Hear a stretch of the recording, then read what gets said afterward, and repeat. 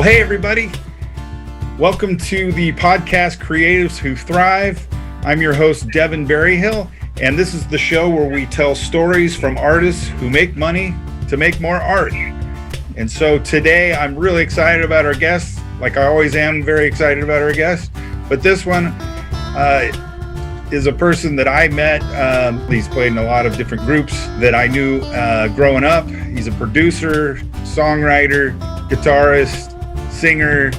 I know him as a great bass player, but just an all-around great guy in the music business, also in Christian worship music as well, and just a perennial person, well-rounded, someone I highly respect and really have patterned my life after a little bit too. So anyway, I want to welcome to the show Bill Batstone. Bill, welcome.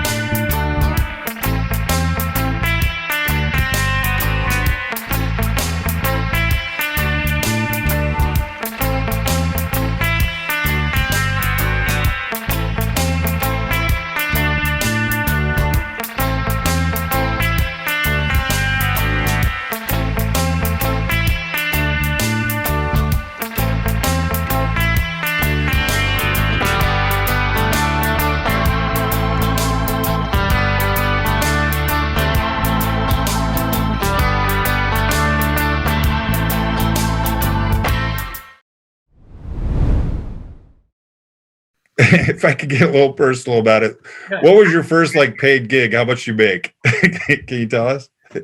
I don't know. There was a lot of free gigs. I don't think I remember with Country Faith, they actually were out doing a lot of churches, and I didn't ask for anything. I didn't expect anything, but then I got an envelope with all cash, and it was like $170 from a whole bunch of gigs. And I'm going, wait, that's $170. So they were my first band. We never got paid hardly anything. And then, when did I start? It was actually Chuck Smith was very generous, and designed a thing where if you played at a Saturday night concert at Calvary Costa Mesa, it paid $50 a man. So that for the day was like, well, hey, that's like what you get for like a 5-hour casual at the Elks Club. Yeah, it's like scale. It's like a union scale almost. Or something, and it was like, wow. So it was like, oh, when do we play at Calvary again? It was like, I remember that, and then,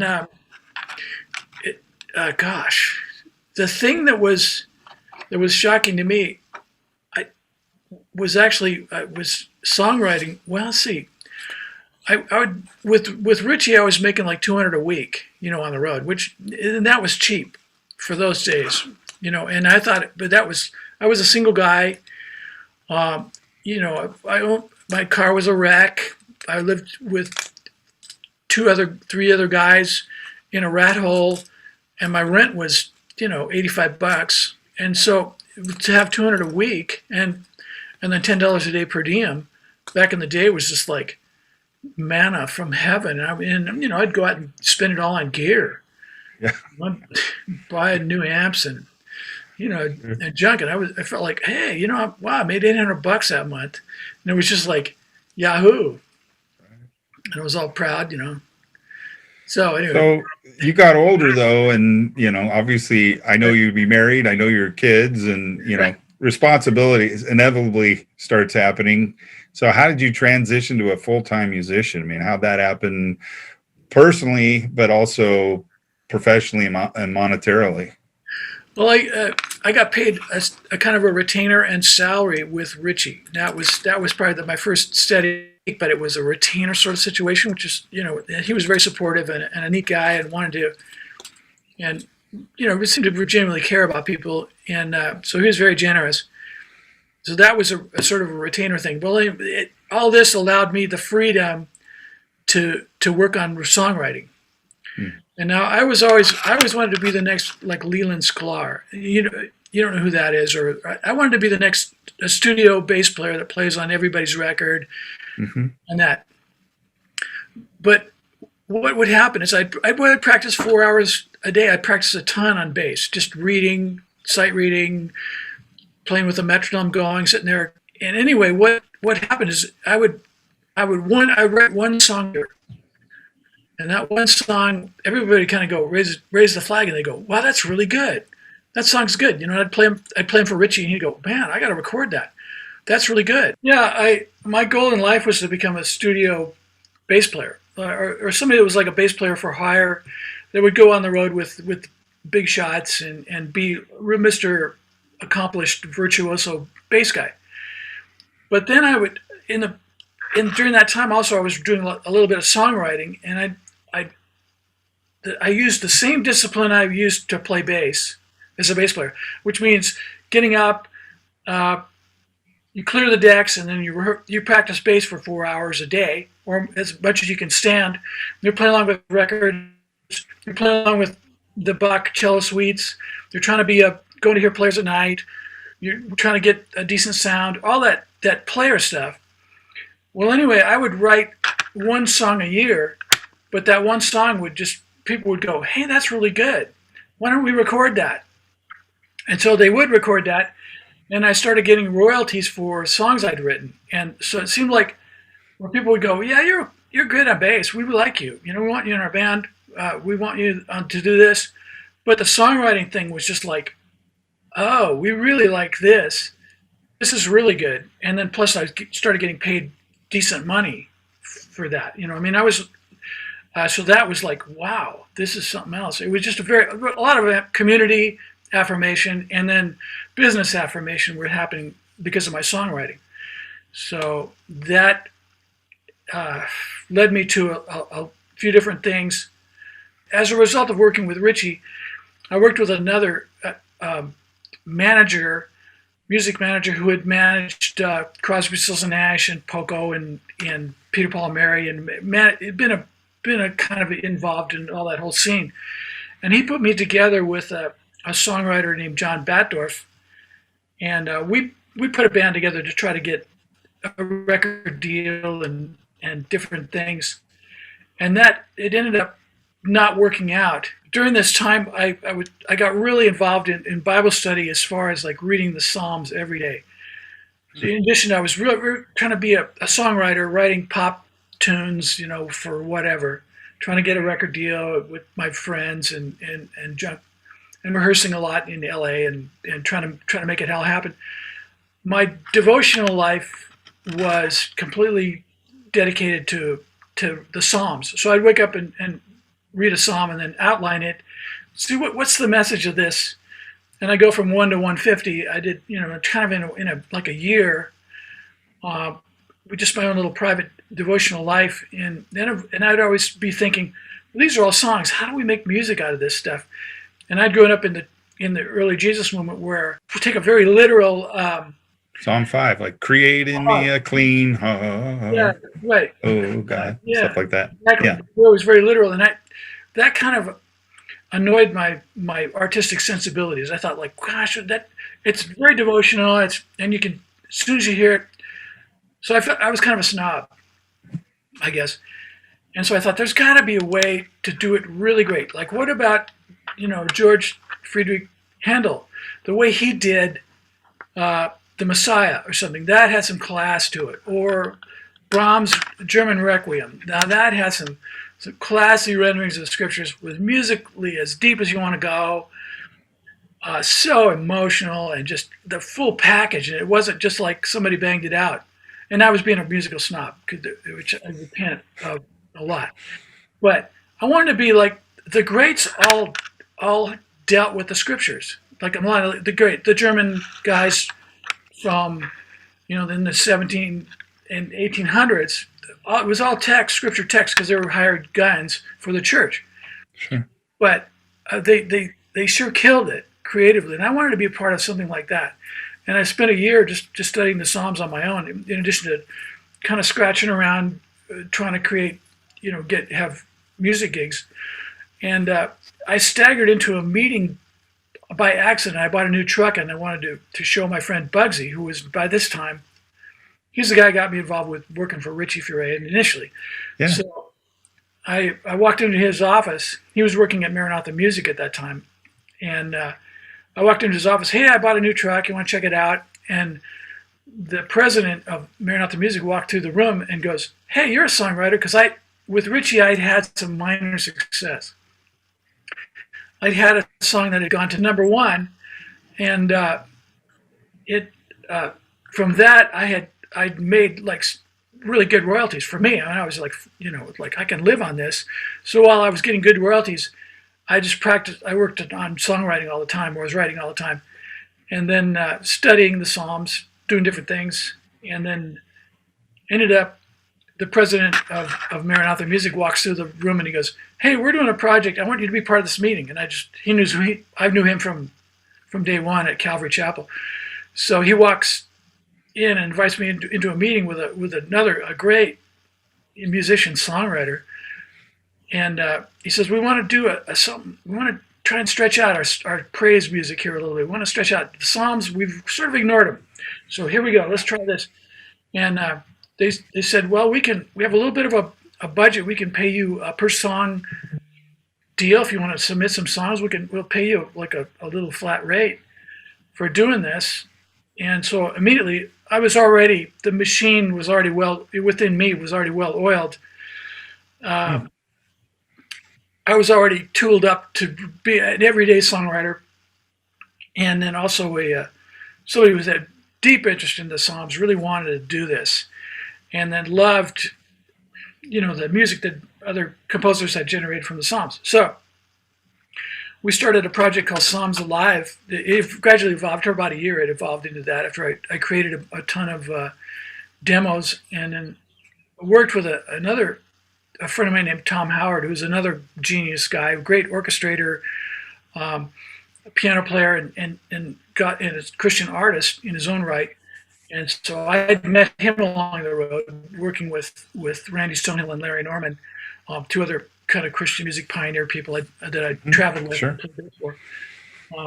So anyway, Tom and I started collaborating and writing these adaptations of the Psalms, and that turned into a whole record project, which sort of made me a staff writer for Maranatha Music, which I hung around there for like 13 years as kind of a staff writer. And they were in the middle of they were growing as a company and doing a lot of different things and stretching out, and so I was able to like contribute a ton of songs to their catalog and feed a lot of their projects along the way. They had, projects kind of younger. They wanted to try to do more of a youthful praise thing. They wanted to do the Promise Keepers thing came down too. They wanted to do various real creative ideas about worship and stuff like that, and then involved, songs that I was writing. So I had plenty of stuff to work on all the time if I wanted to, So I was writing every day, trying to write every day, and I started, I was making a little bit of a salary from them, and then also royalties were starting to kind of come in and be pretty substantial and good. So I was able to, and about that time I got married, and was able to, we had a real life and career going. Right. I'm just interested. The song the first song I ever heard that you had written that it might have been on Psalms Alive was the song "I Waited." Right. I waited. That song. That was it was from Psalm 40. That had always been that was one of the first songs I wrote from the Psalms, because it was always one of my favorite Psalms. Amazing. That's a great tune. I still do that by set sometimes. I try to sneak it in because it's catchy. So people hear it one time or they remember it from back in the day or something. So it's a good way. I think it's still relevant today. Oh, cool. I literally just played it last week, and everybody knew it and sang along, had a great time with it. So it was it's a wonderful song. So you're a staff writer at Maranatha Music. For those of you who are watching, maybe you've seen previous podcasts, that record label comes up a bunch. And I interviewed Holland Davis. I interviewed John Wickham, one of your good friends. Yeah. And again, back to the whole church thing. Those of you who maybe don't come from a church background or even understand that the church is one of the best ways to serve, to be an artist. I mean, you go back to Michelangelo. You said, you were talking about these German composers. These guys, they were commissioned by the church. They were the ones that were like, hey, we're going to invest in, you look at the Sistine Chapel. I mean, Michelangelo. I mean, the guy. I read a book recently that said that he was at Michelangelo's death. He was worth like 72 million in today's dollars. He would have been worth about 72 million at his death, and that was all from church commissioned work. Right. So, I think there's so many great musicians that you don't know that grew up in church who are now, topping the charts and have written these great things. And of course their exterior, that's the whole thing about marketing. You see these guys like that have these, they're like Ozzy Osbourne types, they're, biting off bat heads and, doing whatever, this crazy stuff. And then you learn, his dad was a pastor and he played in the church for years. It's like, well, that's where most creatives not most, but a lot of creatives kind of get their start, because it's the only place, the church is usually in these, pastors are going, hey, we want church we want music in our church. We want to support, and they want to support young people too. That was the key for me. They always seem to be interested in young people and helping young people grow as people and as artists and musicians. So if we could shift gears to the later part, there was a transition MRC. A lot of guys talk about that period, Ministry Resource Center. Weren't you a producer there? Because I saw producing credits on the first youth choir album or something. Didn't you produce for them and some other young artists coming up? I was friends with them, and I actually joined the band for a little while. Oh yeah, I knew Michael Sauerbrae, the bass player. Yeah, I replaced Mike, and because I thought the only way I was just trying to figure out how do I make it, and I read somewhere where you got to be part of a band, and these guys were stylistically was happening. I had kind of come out of the singer-songwriter country rock thing, and these guys were into U2, Police, and Police, Energy, which I really liked, and I thought, well, maybe this is the ticket to, I know a few people maybe I could be part of this, and I just thought I was too old for that stuff, and it's when I started dating my wife, I think she was really ambivalent to the whole thing, and just kind of going, no, I think maybe not need to do this anymore. Well, I remember seeing the band Youth Choir play live at a Calvary Chapel thing, and they did "I Waited," your song, in their set. I have to say, I remember, I grew up around Calvary Chapel myself in that period, especially in the late 70s, early 80s. I was coming into junior high and high school, and I would always go to the back of the credits of the albums, and I'd look at these albums, and it's like, bass, Bill Batstone; songwriter, Bill Batstone; produce, I mean, your name was everywhere. I'm like, man, this guy is who is this guy? So later in life, when I got to finally meet you had the privilege of teaching your son Mark in school when he went to the school, and I was still teaching music and worship and that kind of thing. I was like, this is awesome, because you have done so much. So the next, I think the next bigger segment was kind of the Maranatha Praise Band, and that was a real big event with Greg Laurie, and for most of you, maybe some of you know, he's a kind of a Billy Graham of our era today. He does all the big, huge, him along with Franklin Graham, who you work with also. Tell us about that whole Maranatha Praise Band, how you got in, how that got going, and how that became a real stadium level thing. Yeah, we the Maranatha Music wanted to do a youth praise album type of series, and they called it Praise Band. And I didn't play on those initially. What I was working for the company as kind of a songwriter, and also as kind of okay, we need you to write a chart for this or whatever. I was kind of a catch-all, guy working for them. And anyway, so they have a project planned. I would be like a sort of a song gatherer guy. And I was involved in worship teams at Calvary Costa Mesa a little bit, and also we were newly married and starting to have kids and everything. And so I would go down to Calvary Chapel, Dana Point at the time. Chuck And Jr., yeah. Chuck Smith Jr. was the pastor, and I respected the heck out of his teaching, and he was just my guru as far as. And then the worship leader was Rick Founds, who was a very prolific Oh, songwriter. yeah. Lord, I lift your name on high. Yeah, and Huge. so a lot of that. We were trying to put out an album that was more rock oriented worship stuff, and for kind of a next generation of the church. And I ended up kind of like curating, for lack of putting all the songs together. I didn't produce them, or I didn't play on them. So but I put all the songs that I was playing every week at Capitol Beach. I put those in there, and then went through demos and other input. You know, people like Lenny LeBlanc and others that, you know, songs that we knew that were rock and kind of songs, or our God is an awesome God. You know, newer worship songs. We kind of combined some of those favorites and put this album out. And Greg Laurie really liked it, and he was at a point. He's a very creative guy, and wanted to revamp his worship thing, and so he had a meeting with the guys at Maranatha, with Tommy Coombs and Chuck Fromm, and said, you know, I really want to I'm doing this thing Sunday night and Monday night. It's Sunday night in Riverside, his church, and then Monday night at Calvary Costa Mesa, and I want to revamp the worship, upgrade it a little bit. So Tommy came to me and said, well, let's put a band together so we can play this material for Greg, because he loves this. And we'll have it'd be like a 2-night a week kind of a regular gig. And who do we know?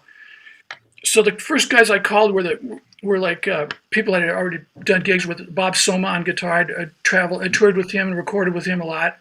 Mm-hmm. And then Dave Spur on drums was somebody I'd recorded with and gigged with a lot. Very good, both really pro players, you know, that'd been around and could play any style. So I got those guys as kind of a bedrock. And then Dave's wife was a really good singer, Kathy. And then there'd been another couple that had sung on this worship, actually sung on the record that we'd made, and John and Annie Barber. And so we thought, well, I like those guys. I'd met them a little bit, and I'd done some sessions with them vocally, and we asked them to be part of it too. And then Tommy Coombs was the president of Maranatha at the time. You know, was a guitar player and singer, and so, you know, it was kind of his brainchild. And so I just went through my Rolodex and I called people that I knew, and then also kind of collated the songs, and well, this works. And then Rick Founds, since I've been part of his worship team, Rick Founds had at least 5 really good worship songs that were adaptable for a rock band. And you know, Jesus, right. My.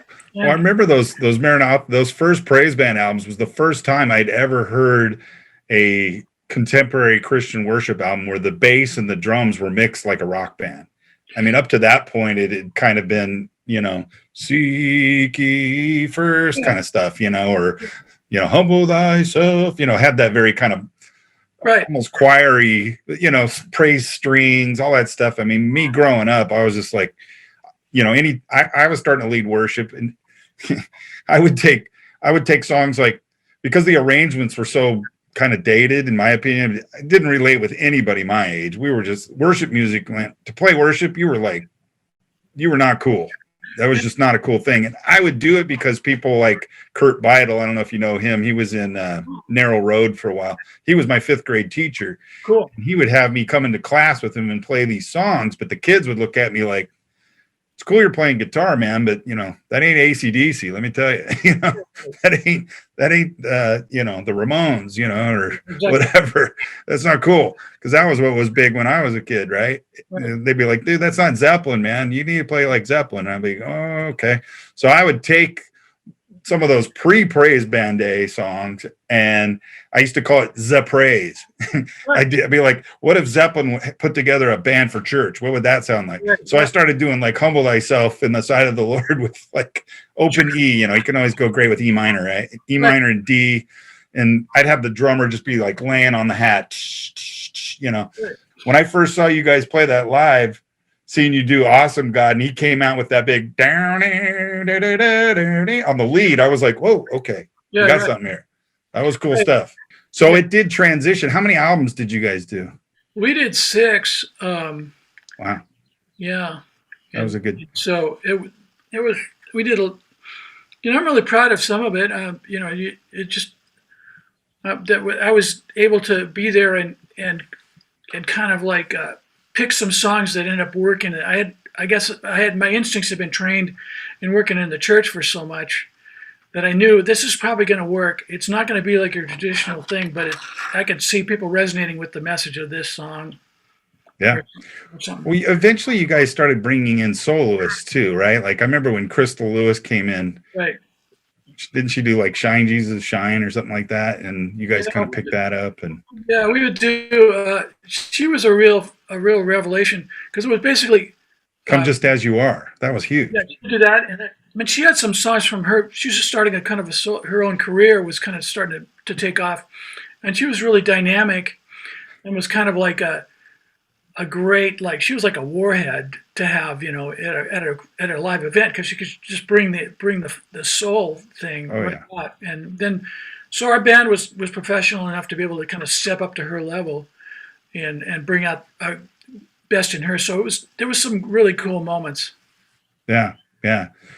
Okay, so you did that for a number of years, and then there was a transition into Tommy Coombs band, right? And Franklin Graham, am I correct? Yeah, pretty soon after we started doing the praise band, we were at the Harvest Crusades, and Franklin Graham and Greg were good friends. So And for those of you who don't know, Franklin Graham is Billy Graham's yeah, son, and he started kind of taking over for Billy, doing a lot of yeah, his larger crusade events and stadiums and right, such.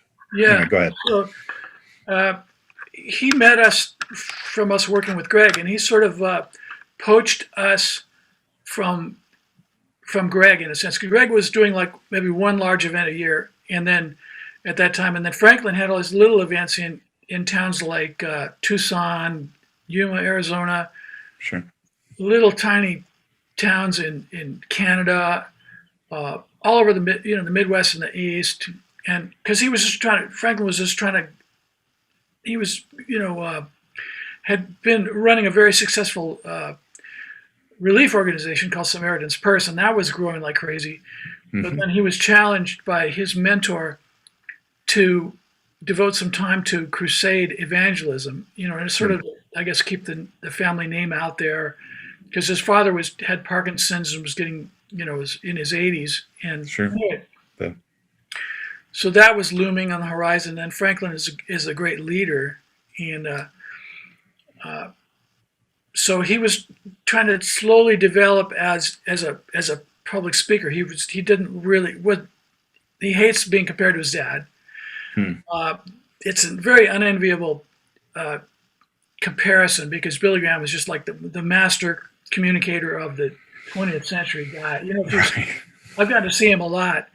Had the privilege, I mean, really late in life, and the guy was such a masterful communicator that who can and a leader. I mean, who else could played golf with JFK and just incredible.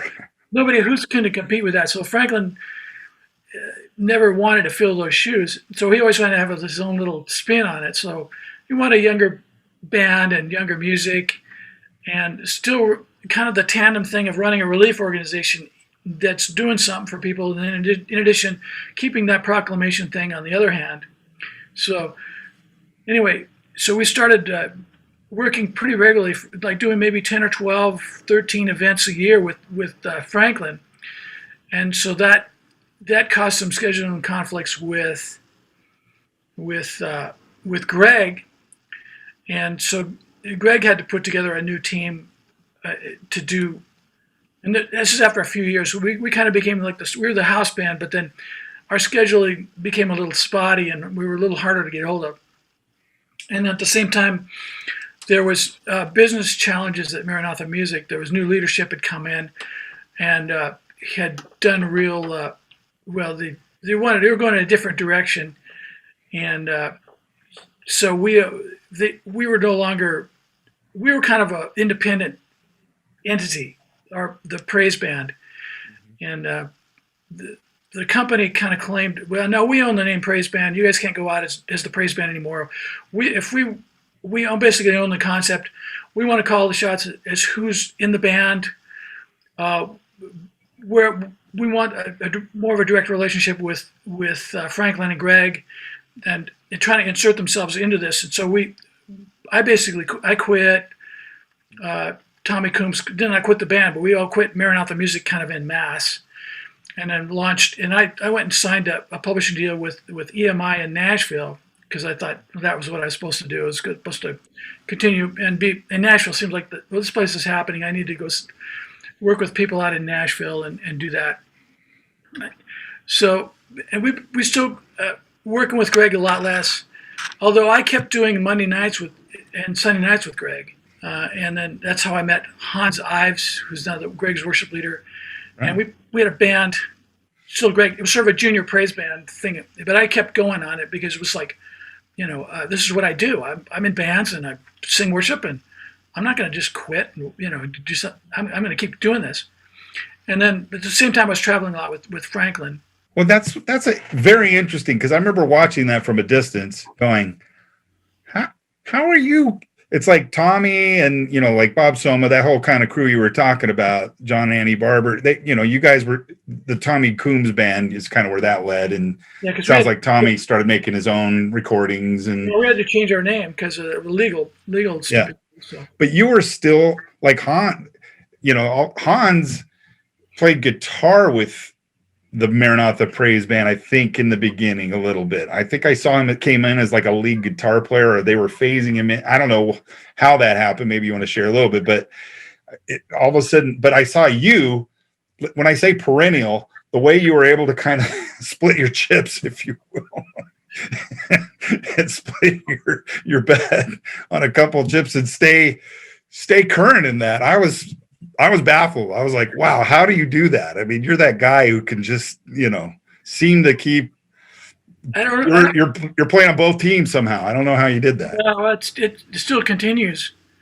Yeah. So I guess just wanting to work and be available. How did you work the schedules? Like you said, Tommy's band was getting Franklin, and then you were able to work out a deal with Hans, maybe, that you were able to, I mean, which was the priority? Did you have to kind of come up, okay, this is my priority, and if I'm available, I'll go do this? Or was it, this is a priority, and if I have extra time, I'll go do that? How did that work, your priorities with schedule?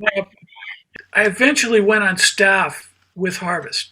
Okay. At first, I was just like a hired gun sort of guy, so that allowed me the freedom to go with Franklin, because I wasn't like locked totally into it wasn't like either or, because they still wanted me on Monday nights and stuff. And Monday nights is not, because I get back from a trip on Sunday morning or Sunday night or something, and I could still play on Monday nights at Calvary Costa Mesa, still keep the connection with Greg.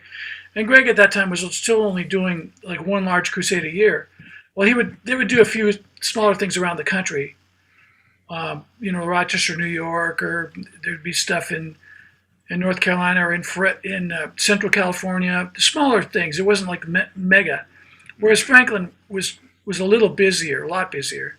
And then gradually I got hired Hans got hired. They originally asked me to go to work on staff at Harvest, and I didn't take the job. And then they offered it to Hans, and he went and done an admirable job for like over 25 years, been like the boss. Mm-hmm. That was supposed to happen. I'm not the guy. I'm not that guy. I'm not the same guy he is. Well, that's key right there, what you just said. You know you've done this long enough that you knew who you were. It's like here, Greg Laurie, Harvest, massive, not as massive as we know it today, but still it was pretty big. I mean, you guys were doing Pacific Amphitheater. I think you might have done San Diego.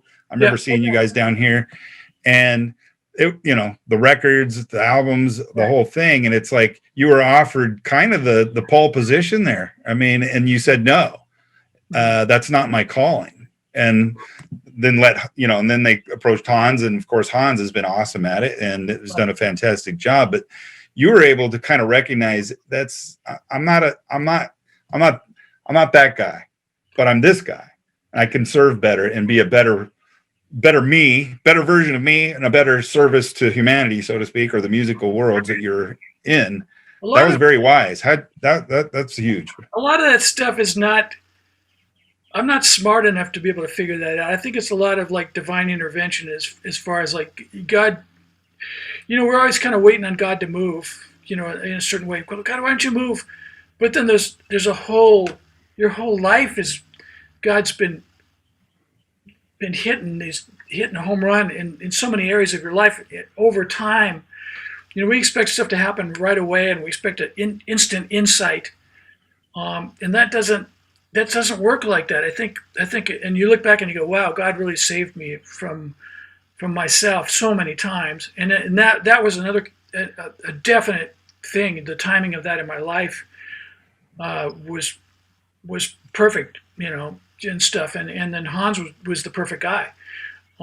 Anyway, stuff like that. You just can't take credit for that. You have to. There's trust.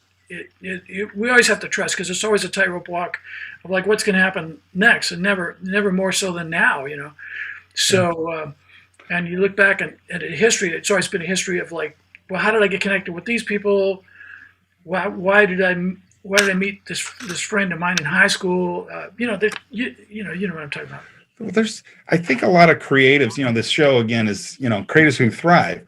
Well, a lot of times we get this idea that it's like, oh, I want to make it music. So I got to take every single gig and I got to be available to do everything the producers ask or the event or the promoter. I got to sacrifice everything to somehow fit into what they need for the moment. What happens is you start losing pieces of you.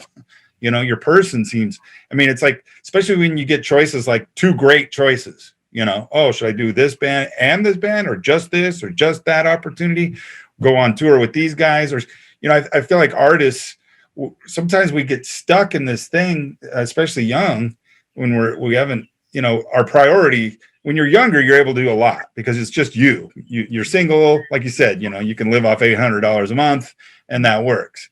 Right. You start having families and kids and bills, all of a sudden your priorities are changing and you're having to work kind of smarter, if you will. And you said it. It's like God kind of has led you through this path, but each decision, those weren't easy decisions to make because, if you end up going with these guys, well, these guys over here might be offended. Are you going to lose that gig in order to get this gig? And, there's this kind of delicate balance. And then there's, just your, obviously the monetary part of it. Sometimes something may pay, have the dollar signs on it, but it may not be the right thing for you to do. Where maybe the thing that doesn't pay as much might be healthier. If I don't, lack of a better term, it's just kind of better for you as a person. That provides longevity and it's more organic, it's more real, it's more you. Like you said, with Hans, it's gone on to have a great career doing what he does. But I would say you're kind of almost a Romaine who was to Chuck in a sense, not to compare you to Romaine, who was Chuck Smith's assistant pastor for years. He was a Marine. He was a kind of a tough guy, but you're not that personality. But you're like the ultimate support guy. That from my vantage point, I would see you up there and I go, gosh, he's playing bass one day, and then the next minute you're playing acoustic and singing guitar. You were that kind of guy who could, wherever you could morph, and this band needs you over here, but then they need you over here. I've just always been super impressed with that. When a lot of it has to do with my wife, she's the one that always would say like, we know each other well enough now. It's like, okay, that's probably not the best. She's like my best advisor.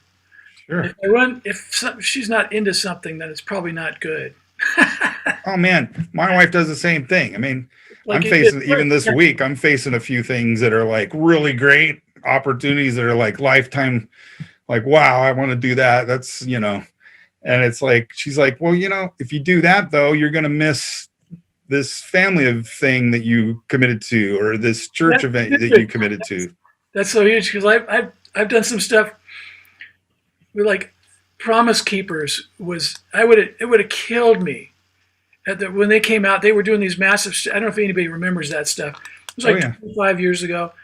Big movement for a couple of years of this thing called Promise Keepers, and I wrote a lot of music for them, and then initially, and then that changed, but then I was supposed to be a part of the Promise Keeper band initially. There was like, okay, we need you to play bass and blah blah blah, and you write all your songs. But then I had a family reunion, like 90 miles away, and there was no way I could do both. I mean, I could have done both, but then it would have been caused such damage, I think, to my family and me personally, just the timing where my life was at that point, because I would have been working for Greg doing Harvest Crusades. I've been working for Franklin, and then add on top of that Promise Keepers stadium gigs. It would have been, I would have been out of my mind. Yeah. Sounds like, and yeah, the timing of that. I mean, I think it was like my wife was smart enough to know that, nah, we need to go hang out with your cousins and. Sure.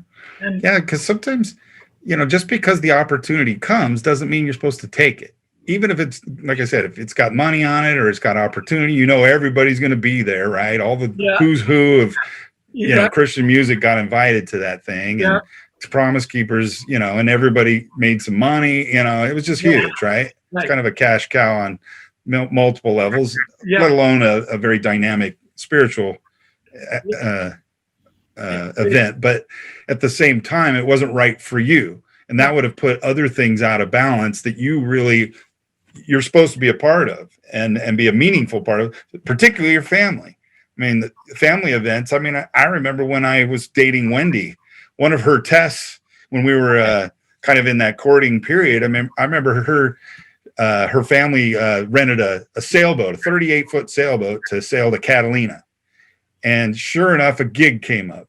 And it was like opening for Undercover, one of my favorite Christian punk bands back in the 80s. I'm like, yes, we want to do this, right? And it finally got to that, that was like a big deal for me. I think I was 15, 16 years old or something, right? right. No, I was older. Of course, I was dating. So I was probably 18, 19.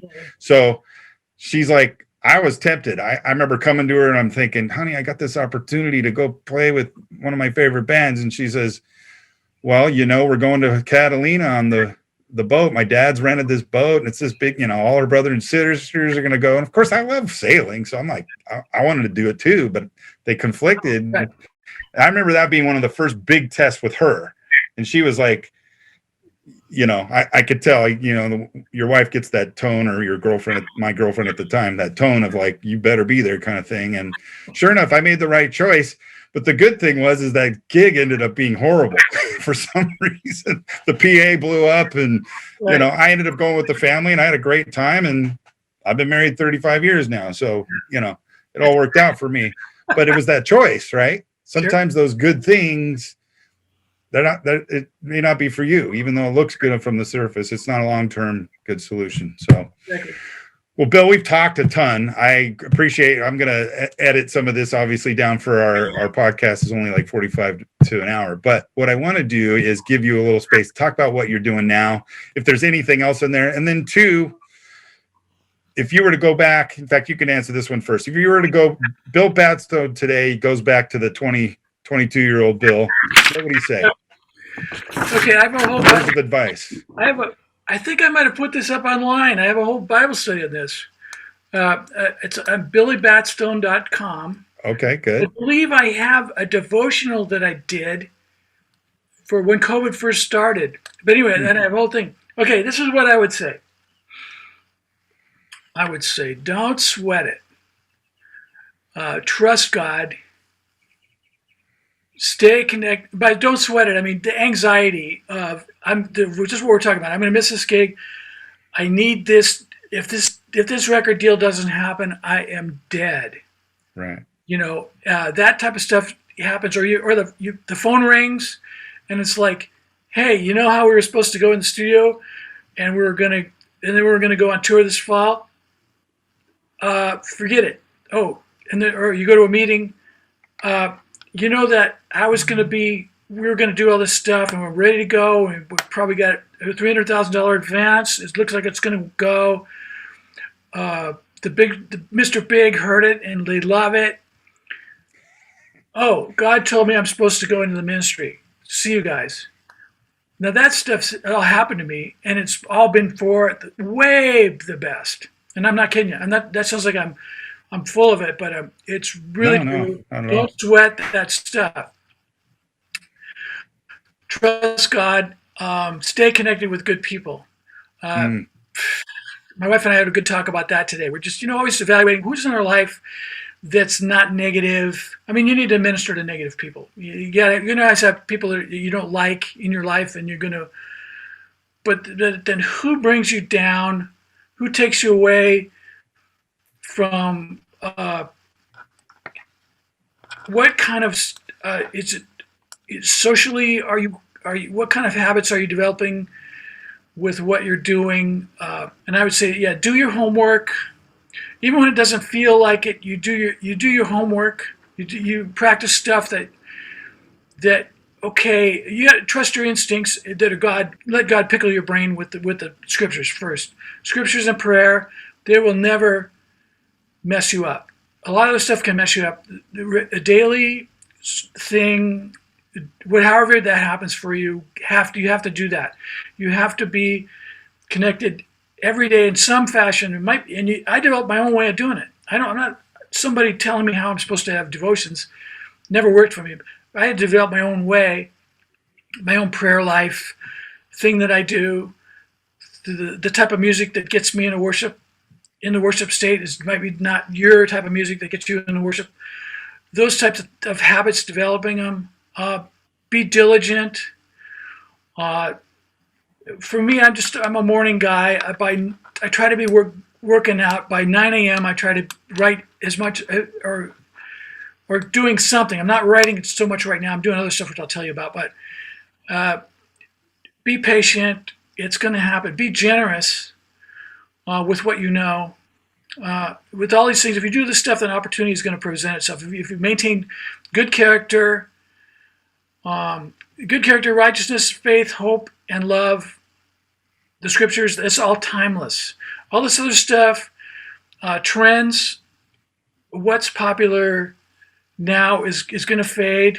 The people that are hot now are going to go cold and go broke and flip out. Or, I mean, that's just a bad stereotype. But there's certain guys, even these things are timeless. Developing good habits and investing in the things that are eternal. That's never going to screw you up. That's what I would say to a young up and comer. Like I said, when I taught Mark and got to meet Kathy, your wife, also booked the safaris for a couple of those benefit shows over fundraisers for the school, Mariners Christian School. Yeah, I remember we did a couple of those, and just I got to see kind of under the hood in your guys' life. And I don't say this to, toot your horn too much, but you've been such a huge example for me personally, Bill, and you and Kathy are just, your kids, Mark, and your kids are just awesome too. And I want my family to be like yours. And Well, I'm heading in that direction, I hope. That's encouraging. It sounds like you are. Well, tell me what you're doing now. You said you were referring to some projects you're working on. What's next? What's going on with Bill currently? Yeah, I'm sort of back. I was laid off for a year from Harvest due to the COVID thing. I was sort of on furlough.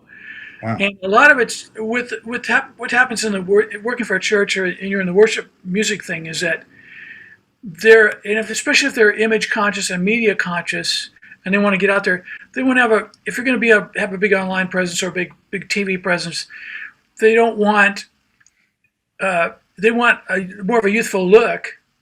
And so I think that's what happens in a lot of modern ministry is that you need to.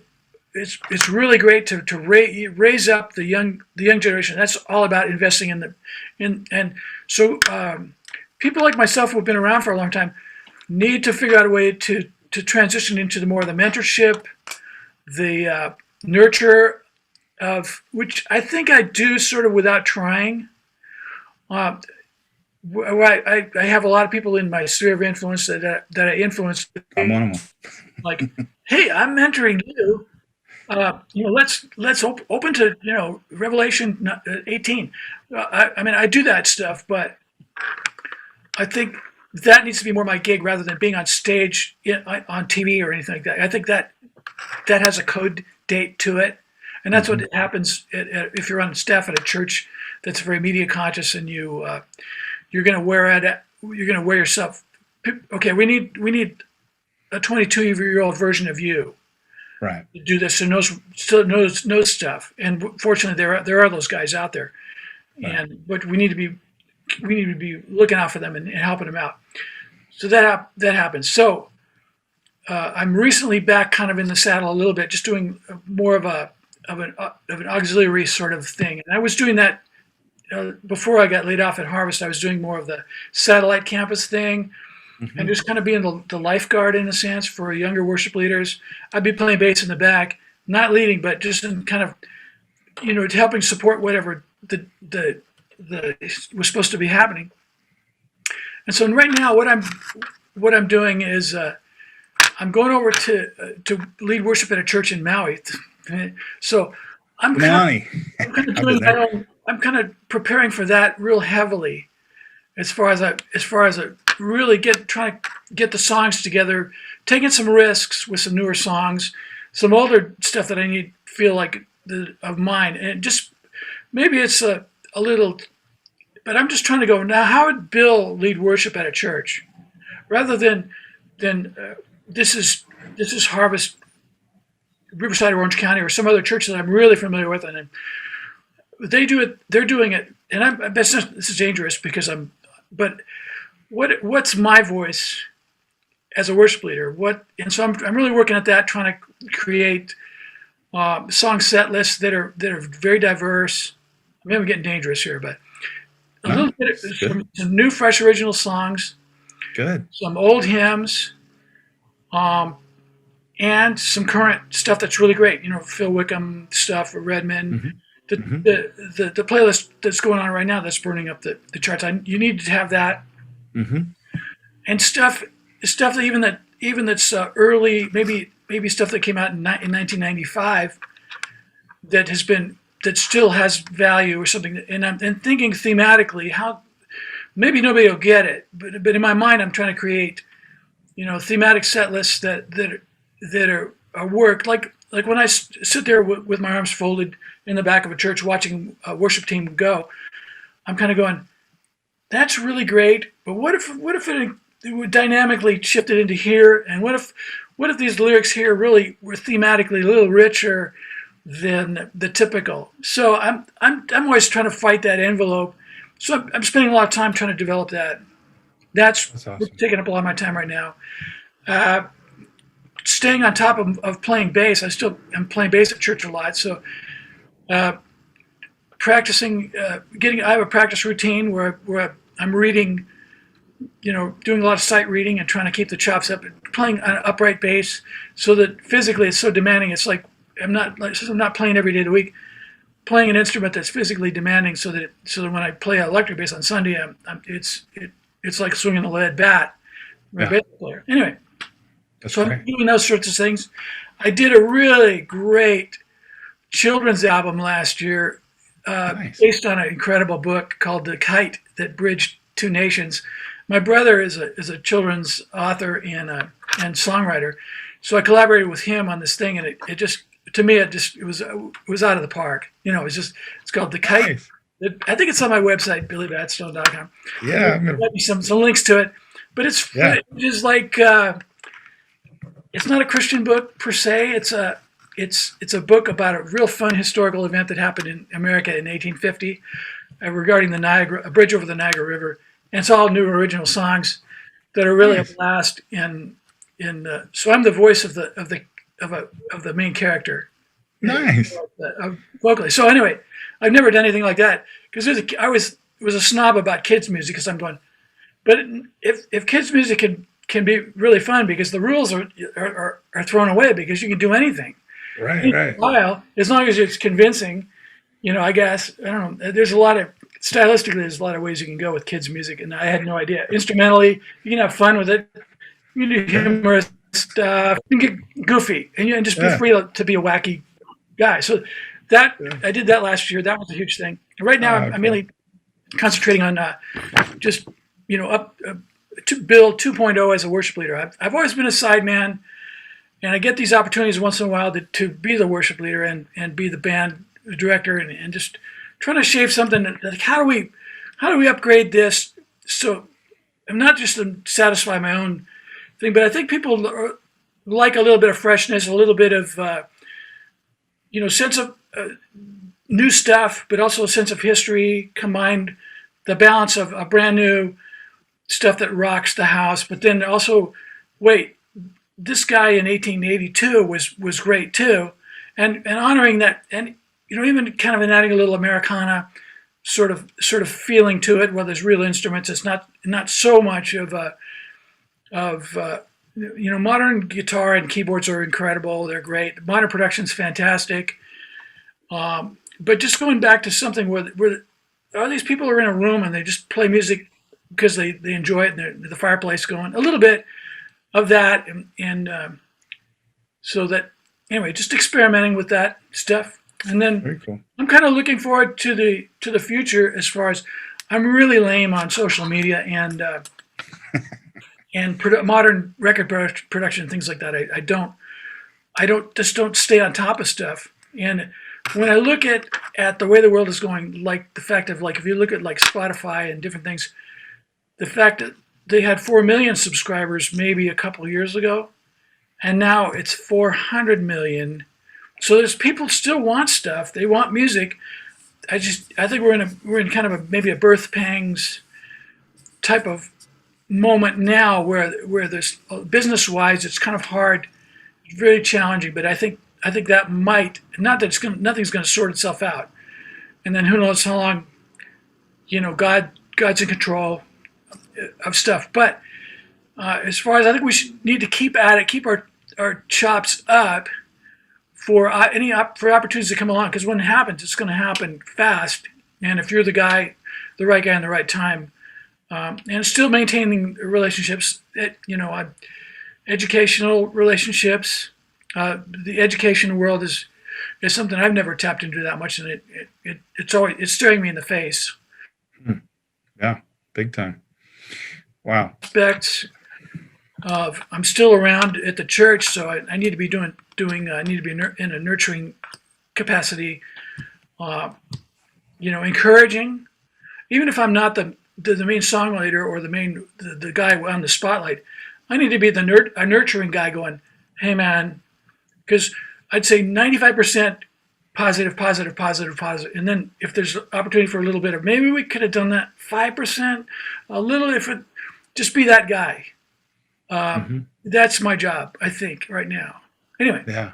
No, that's huge. What's going on now? Yeah, I mean, talking with John Wickham, kind of a similar story. It's like, here's another perennial guy that's been doing it for years, decades in the church realm, but also in their own right. You guys could, you could go up to LA and fit in that world, no problem. In my opinion, and the opinion, I'm sure, of many others who know you in your work. But you guys have stayed consistent. This has been so rich, Bill. I really so appreciate you spending the time. We spent a lot of time on this, and I appreciate you coming on the show here. And Creatives Who Thrive, you're a great example. And I just look forward to seeing how God uses you, and you continue to work into that mentorship and education, and putting together your own sets of music and things that would bring richness and variety, and not forget the traditions of the church, and bring, hey, let's remember 1882, let's remember 1982. There was great stuff all along that we could still draw from, that's relevant if placed correctly today. So wonderful. Thank you so much, Bill. Appreciate your time. All right, bye. See you, Deven.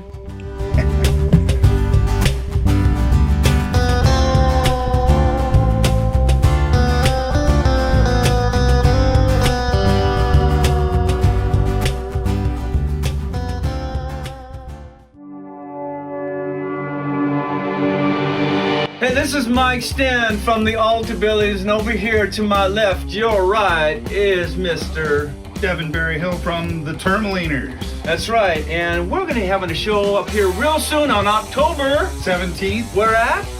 Campus Jack, 7 p.m. 7 p.m. So be there. We're playing together. In fact, we got a little bit of things we got to settle over there, right? Rockabilly! Surf. Rockabilly! Surf. Rockabilly! Surf. Rockabilly! Surf and Rockabilly.